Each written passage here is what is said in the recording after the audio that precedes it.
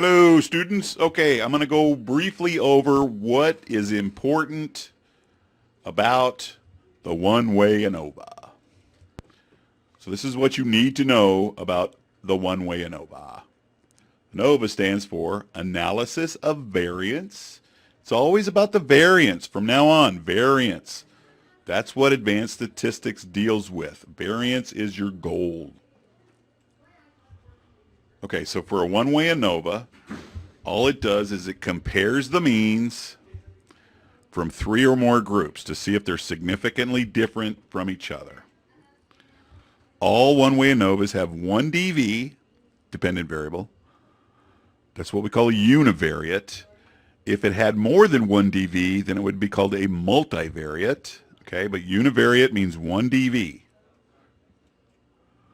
And that DV has to be continuous, also known as a metric, ratio, scale, any other numerical names you want to call it. But it has to be a regular counting number. In other words, where 5 is greater than 2. Okay, that's what your DV has to be. It cannot be categorical, not for an ANOVA. And it has one IV, which has to be a categorical IV, or nominal, discrete. It goes by many, many names, but it's any kind of variable that puts the subjects into separate categories. So your IV has to be a category type variable. Your DV has to be a regular scaled variable, okay? And you need at least 3 levels of your categorical IV. In other words, your IV needs to have at least 3 separate categories. Sometimes they're called subgroups, but levels is normally what we go by. So an IV with 5 levels, right, is still one IV, but that just means it has 5 subgroups, okay? So get good at that. If you have 2 IVs, that's what we call a two-way ANOVA. If you had 5 IVs, that's what we would call a 5-way ANOVA. So one-way ANOVA has one DV, one IV, right? One categorical variable, one dependent variable. If you have 2 DVs or more, that's what we would call a one-way MANOVA. The M stands for multiple analysis of variance, okay? But we're not going to be doing that anytime soon. So back to our one IV, one DV, one-way ANOVA. You got to know the assumptions.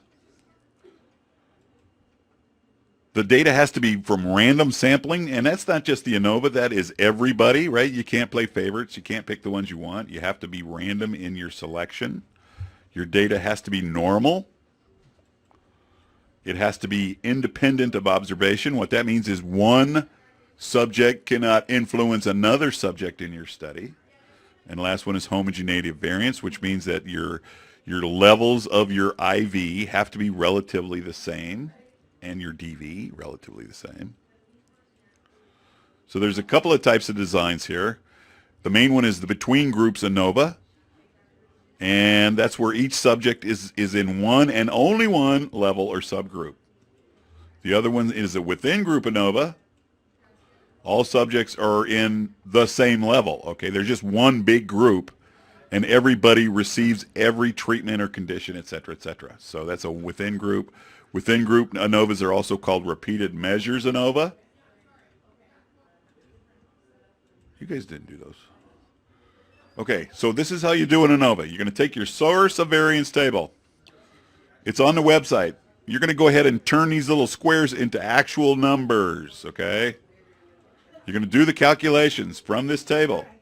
You will calculate your significance, your effect size, and your power. You can get all of that stuff from this table. So I'll say that again. The 3 things you're going to look for in any ANOVA is your significance, effect size, and power. Significance, significance, significance. Significance is your F test. Your effect size, you can take it right from the table, from your source table.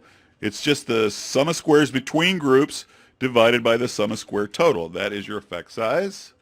And power can get kind of ugly. So there's the formula for power. And I don't think I'm going to make you guys calculate it by hand. But if you want to, there's a video on it. But this is what you got to remember, that power is strongly related to sample size and effect size, okay? In other words, when sample size goes up, your power goes up. And that goes back to the law of large numbers, which basically says the more data you have, the better it is. So that's the main things that I expect you guys to learn this week. So that's it. MGZ out.